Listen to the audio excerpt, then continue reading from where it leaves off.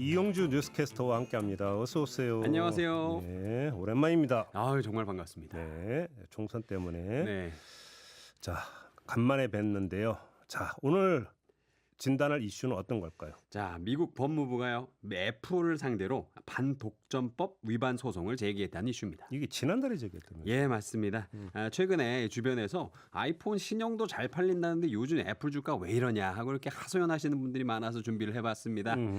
지난달 21일 미국 법무부가 5년간의 조사 끝에 미국 16개 주와 함께 애플을 반독점법 위반으로 제소했는데요. 네. 애플 아이폰의 독점력을 남용한 결과 미국 소비자와 경쟁자에게 상당한 피해를 주었다는 게 그 이유입니다. 그리고 이 과정에서 법무부는 아이폰 생태계를 둘러싼 불편한 진실을 언급하기도 했습니다. 불편한 진실이 뭔데요? 자, 아이폰을 사용하지 않는 사람들은 사회적 낙인과 배제를 경험해야 한다는 겁니다. 우리나라는 이게 전 국민이 카톡을 쓰기 때문에 이 부분이 좀 이해가 어려운데요. 네. 좀 쉽게 설명을 해드리자면 미국은 이제 카톡 같은 이 국민 채팅 앱이 없기 때문에 통상 우리가 문자라고 부르는 이 메시지를 서로 보내면서 연락을 주고받습니다. 네. 근데 이 과정에서요, 아이폰 사용자끼리는 파란색 말풍선으로 대화를 한대요. 네, 보내는 파란색 말풍선이 뜨는 거예요. 그래요? 네. 근데 다른 기기 사용자가 메시지를 보내면 그게 초록색으로 뜹니다. 이게 뭐 설정 해서 바꾸고 이럴 수 없는 거예요? 네, 그게 자동으로 그렇게 설정이 돼 있는 거예요. 예. 그럼 이제 아이폰 사용자 입장에서는 제 초록색이 딱 뜨면 제 안드로이드 폰이네라고 이제 알 수 있게 되는 거잖아요. 그럼 이 부분이 이제 차별이나 소외로 이어진다라는 이제 보는 것이죠. 아, 그럼 어떤 기종을 쓰는지 알 수 있다? 네, 그렇죠. 아이폰이 아닌 걸 알 수 있다. 네, 그리고 또 이 아이폰과 안드로이드 폰이 메시지로 주고받는 사진이 화질이 저하되기도 한다고 합니다. 예, 때문에 미 법무부는 이러한 사회적 압력이 아이폰을 구매하도록 유도한다면서 애플이 스마트폰을 잘 만들어서가 아닌 다른 기기와의 소통을 저하시키는 방식으로 독점력을 강화하고 있다. 이렇게도 비판을 했습니다. 네. 특히나 이 또래 문화가 중요한 10대들에게는 더 큰 영향을 준다고 하는데요. 현재 미국 10대 중 88%는 다음에 구매할 스마트폰으로 아이폰을 원하고 있다는 점도 이 소장에 언급됐습니다. 네. 그리고 또 법무부는 이 애플의 앱스토어 독점도 문제 삼았는데요. 어떻게요? 자, 애플은 그동안 모바일 기기에서 쓸 수 있는 앱 있지 않습니까? 네. 그 앱을 앱스토어에서만 내려받을 수 있도록 해왔습니다. 구글이 초창기부터 제3자 앱마켓을 쓸 수 있도록 한 것과 대조적인데요.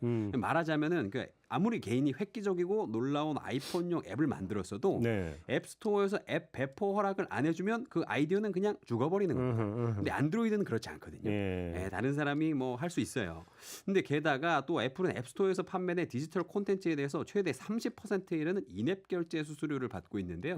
때문에 이게 앱 개발자나 또 우리 소비자 입장에서는 애플의 시장 독점이자 갈취로 비춰질 수 있다는 이 미 법무부 판단입니다. 근데 이건 이제 미국 법무부 얘기고 유럽에서도 견제 들어가고 있다면서요. 그렇죠. 지난달 7일 유럽에서 무슨 일이 있었냐면요. 유럽연합 27개국에서 빅테크의 시장 지배력 남용을 막기 위해서 디지털 시장법 DMA가 전면 시행이 됐습니다. DMA가 뭐냐면요. 일정 규모 이상의 플랫폼 사업자를 게이트키퍼, 그러니까 문지기로 지정을 해서 이들이 제공하는 운영체계, SNS, 검색 엔진 등 이 서비스의 의무를 부여하는 내용입니다. 그래서 이 게이트키퍼가 된 기업은 외부 앱 및 대체 앱스토어 설치 등 이 자사 플랫폼과 제3자 서비스 간 상호 운용을 허용해야 된다. 개방성을 좀 가져가야 된다는 얘기고요. 또 자사 서비스를 경쟁 업체보다 더 잘 보이도록 하는 우대 행위도 해서는 안 됩니다. 이를 어길 시에는 전 세계 연간 총 매출의 최대 10%. 엄청 센 과징금을 때리기로 했습니다. 그러면 애플도 여기에 이제 해당이 된다는 얘기가 되나요? 그렇죠. 애플과 이 구글의 모회사 알파벳, 그리고 틱톡 모회사 바이트댄스, 그리고 또 마이크로소프트, 메타 이런 기업들이 이제 게이트키퍼로 지정이 됐는데요. 그러니까 그제서야 애플이 부랴부랴 결국 지난달 12일에 유럽에서 이 앱스토어 독점 방침을 포기를 했습니다. 2008년 앱스토어를 내놓은 지 16년 만에 빗장이 일부 풀린 건데요. 이제 유럽에서는 전용 플랫폼을 이용하지 않아도 아이폰 이용자가 앱을 내려받아 사용할 수 있게 된 겁니다. 또 동시에 애플은 앱스토어 내 앱 거래 수수료를 최대 17% 수준으로 인하하기로 했는데요. 다만 이게 아직은 유럽 한정이기 때문에 미국 법무부가 보기에는 그러면 니네 이거 그동안 할 수 있었는데 안 한 거야? 더 괘씸하네? 이렇게 생각을 해서 결국 지난달 21일에 애플을 소송하게 된 거죠. 우리 정부는요? 우리 정부도요. 애플이나 구글을 한 번씩 때렸었는데 작년 10월에 방송통신위원회가 앱 마켓 사업자인 구글과 애플이 인앱 결제 방식을 강제하고 앱 심사 부당 지연을 한 이유로 각각 475억 원과 205억 원 합쳐서 680억 원의 과징금을 추징했습니다. 예.